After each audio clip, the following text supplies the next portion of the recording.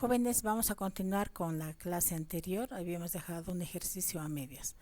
Estábamos calculando el pH de dos bases fuertes, o sea, la mezcla de dos bases fuertes. Aquí tenemos el hidróxido de sodio y la reacción química. Se ioniza completamente. Y luego tenemos aquí el hidróxido de bario, que tenemos bario más dos veces oxidrilo, porque aquí tenemos subíndice 2. La concentración igual ya habíamos hallado, en este caso tenemos 0,0234 y aquí la concentración multiplicado por el coeficiente, o sea sería 0,0468 molar. Para hallar el pH, como son hidróxidos, está en función de oxidrilos. Sabemos que la concentración de oxidrilos totales va a ser igual al aporte de la concentración de oxidrilos del hidróxido de sodio más el aporte de oxidrilos del hidróxido de bario. Sumamos las concentraciones, aquí tenemos, sería 0,0758 molar. Y hallamos el pOH, porque esto es concentración del oxidrilo. pOH es igual menos logaritmo de concentración de oxidrilos. Reemplazando datos tenemos que el pOH es 1,12. Además, sabemos que el pH más pOH es igual siempre 14. Por diferencia, hallamos pH que es 14 menos el pOH. Reemplazando datos, tenemos que el pH es 12,88, pH de la mezcla. Y vemos que el resultado tiene que ser coherente, como es base, tiene que ser por encima de 7. 12,88 pues es un pH básico. Continuando con el siguiente subtítulo, el pH de un ácido fuerte y una base fuerte. Cuando mezclamos dos soluciones, aquí tenemos una base fuerte con la concentración y el volumen y el ácido fuerte, concentración y su volumen. Como ambos tienen volumen, determinamos el volumen total, 0,4 litros. ¿Qué hacemos? Hacemos el cálculo de moles de cada compuesto.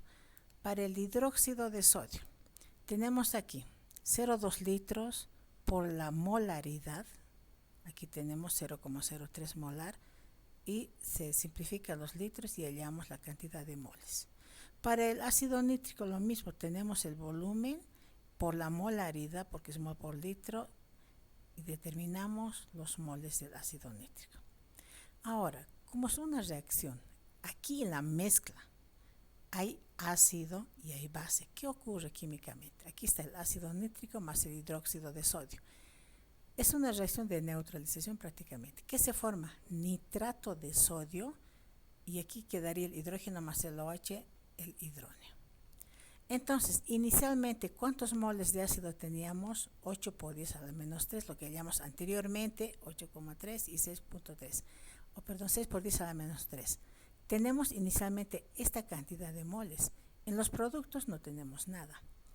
De esta cantidad, ¿cuántos van a reaccionar para formar el producto? Si recuerdan, cuando hemos hecho reactivo limitante, reactivo en exceso, esta es la cantidad menor. Suponemos que esta es la cantidad que se va a consumir. Entonces, de los 6 por 10 a la menos 3 moles, reaccionan todo, porque está en menor cantidad. Y aquí de los 8 van a reaccionar 6, colocamos menos 6. Y hacemos la diferencia, que tendríamos 2 por 10 a la menos 3. Aquí tendríamos 0 moles al final, y aquí pues al final aparece 6 por 10 a la menos 3 en ambos casos. Entonces, ¿qué pasa cuando estos dos compuestos están en una mezcla en medio acuoso? El ácido reacciona con el agua y no así el nitrato. El nitrato de sodio simplemente se va a disociar igual el hidróxido, pero el ácido más el agua, ¿qué pasa? Y hemos estudiado antes, el ácido desprende el hidrógeno para formar con el agua el hidrógeno y tenemos el anión nitrato. ¿Con qué concentración? Esta es la concentración, 2 por 10 a la menos 3, la que queda en exceso, porque el resto se ha consumido. Ahora tenemos esta concentración, esta cantidad de moles. Como el ácido es fuerte, pues tenemos aquí en nitrato y en hidrógenos. Necesitamos hallar la concentración para hallar el pH. Entonces, la concentración de los hidrógenos va a ser moles sobre el volumen total, en este caso era 0,4 litros. Reemplazamos datos y hallamos la concentración, 5 por 10 a la menos 3 mol por litro. Ahora sí, como tenemos la concentración de hidrógenos, hallamos el pH. pH es igual a menos logaritmo, ya sabemos esta fórmula, reemplazamos los datos y hallamos el pH que es 2,3. Efectivamente es ácido. Un ácido fuerte y una base fuerte, pues podría ser hasta básico dependiendo de las concentraciones. En este caso es ácido, el pH de la mezcla. Continuamos con el cálculo de pH de un ácido débil. Hasta aquí hemos hecho pH de ácido fuerte, pH de una base fuerte, que es lo más fácil que podríamos tener. Y luego hemos hecho pH de la mezcla de dos ácidos fuertes. Y acabamos de hacer pH de la mezcla de un ácido fuerte y una base fuerte. Aquí tenemos el cálculo del pH de ácido débil. ¿Qué dice aquí? Para calcular el pH de la solución de un ácido débil se tiene tres posibles soluciones. Vamos a hacer primero la solución exacta, la más exacta. Esta manera de plantear se llama el procedimiento sistemático. En química analítica, para hallar pH siempre necesitamos hacer un procedimiento sistemático. Conocemos de la otra manera normal que hemos hecho en química general, pues eso es un poquito más simple, pero que también lo vamos a hacer. Miren aquí, vamos a plantear en forma general el ácido, el protón y el anión. Un ácido cualquiera. El ácido, tenemos doble flecha porque esto sí está en equilibrio. Como dice ácido débil, el ácido no se va a ionizar por completo, por lo tanto ponemos la doble flecha. Entonces se ioniza una parte en protón, la otra parte en anión. Y ustedes saben que esto reacciona para volver a generar el ácido. Aquí el agua. El agua también se ioniza en protones más oxidrilos. Y si es un ácido débil, siempre vamos a tener una constante de equilibrio, jóvenes, eso no se olviden. En ácidos fuertes y bases fuertes no teníamos esta constante, no era necesario. En cambio, ahora sí. La constante de equilibrio es igual al producto de las concentraciones dividido entre la concentración del ácido. Le vamos a llamar la ecuación 1. ¿Qué más hemos hecho? La autoprotólisis del agua. El protón multiplicado por la concentración de oxidrilos es igual al Kb2, la constante iónica del agua. Luego, ¿qué hemos hecho? El balance de masa.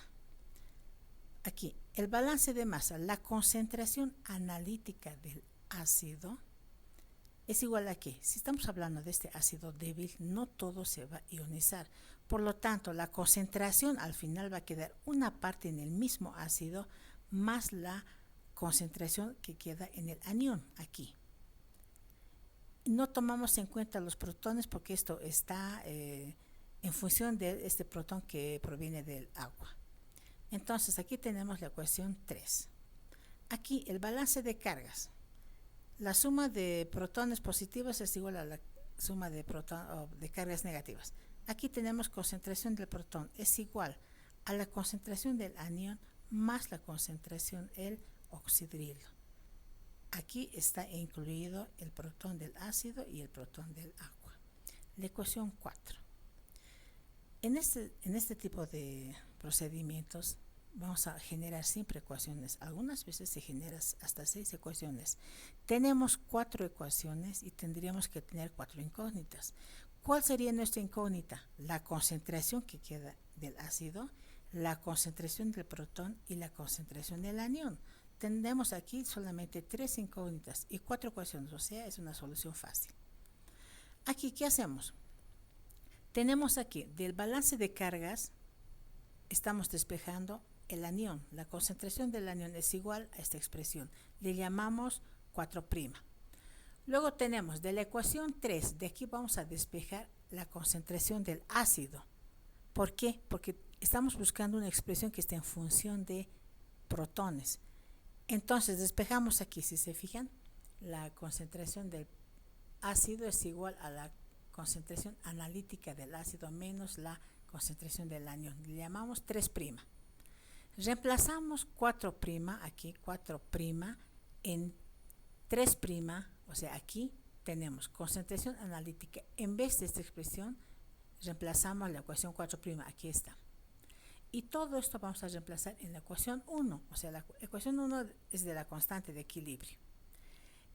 Aquí, esta concentración del protón lo dejamos, la concentración del anión reemplazamos y aquí abajo también reemplazamos. Fíjense, aquí está, el protón que se queda, este paréntesis es igual a la concentración del anión, ¿no es cierto?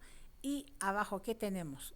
Esto, y reemplazamos toda esta expresión aquí. Hacemos operaciones, multiplicamos todo por el paréntesis, tenemos esta expresión. Pero sabemos que el producto de la concentración de oxidrilos y protones es igual a Kw, o sea, la constante del agua. Y tenemos esto. Y aquí está subrayado en rojo. La concentración del oxidrilo también es igual a Kw sobre protones. ¿De dónde viene esto? De la ecuación de la hidrólisis del agua, ¿sí? ¿Dónde está la ecuación de hidrólisis del agua? Aquí. Si despejamos oxidrilos, va a ser Kw sobre protones. Eso estamos reemplazando aquí. Aquí tenemos un denominador, jóvenes. Esto ya es álgebra sencilla o aritmética y hacemos todas las operaciones necesarias, extremos y medios o común denominador, y llegamos a esta expresión. Ustedes pueden comprobarlo. Tenemos esta expresión. Aquí multiplicamos por todo el paréntesis, llegamos a esta otra, hecho todo paso por paso, y luego reordenamos. Antes, aquí tenemos protones al cubo, porque esto multiplica a concentración de protones al cuadrado. Todo esto tenemos finalmente en este recuadro. Es una ecuación cúbica. La concentración de protones al cubo más constante del ácido al cuadrado más estos términos por protones al cuadrado. Aquí hay un errorcito. Esto creo que es 1. Y este otro término. Jóvenes, la ecuación cúbica es la más exacta para hallar el pH. Ustedes saben, para preparar soluciones para un tinte, por ejemplo, necesitamos un pH exacto. No podemos tener una solución, por decir, de un color rojo, pH 3, el otro es pH 3.1, el otro sería pH 3.02. Los colores van a variar. Por eso, en esos ejercicios de analítica, tienen que ser los pHs exactos. Este es el procedimiento más exacto que tenemos, y luego vamos a hacer las otras dos posibilidades, pero ya no vamos a deducir la ecuación, simplemente vamos a colocarlo porque estamos sobre tiempo y esto se hace muy largo. Eso sería, jóvenes, y luego les envío una práctica.